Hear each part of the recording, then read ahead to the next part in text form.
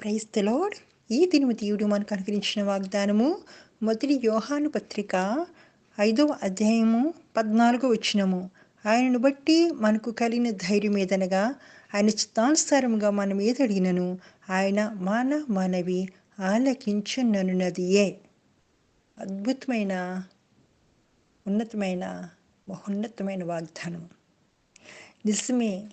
రక్షింపబడిన మనము, ఆయన రక్తంతో కడుగబడిన మనము సమస్తమును ఆయన చిత్తమునకు అప్పగించుకోవాలి.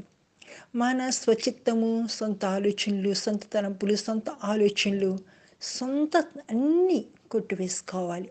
అప్పుడు ఆయన మనకు ఉన్నతమైనవి అనుగ్రహించే దేవుడు.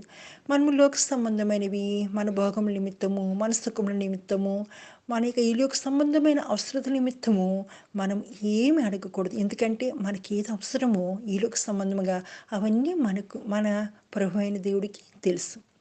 కాబట్టి మనం ఏది అడిగినా, ప్రభువా ఇది నీ చిత్తమేనా, నాకు అనుగ్రహించడము మీకు ఇష్టమేనా, అయితే నీ చిత్తానుసారంగా అనుగ్రహించండి. మీ చిత్తం కాదైతే వద్దు ప్రభువా, అది నాకు నాశనం కలిగిస్తుంది కనుక మీ చిత్తానుసారంగానే నాకు అనుగ్రహించమని మనం ప్రార్థించినప్పుడు మనకు ధైర్యం వస్తుంది.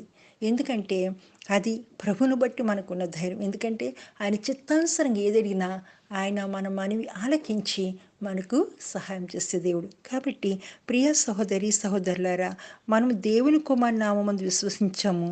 నిత్య జీవం మనం పొందుకోవడానికి మనం సిద్ధమవుతున్నాం. మనకు ఒక శుభప్రదమైన నిరీక్షణ ఉంది. ఈ లోకంలో జీవిస్తాము.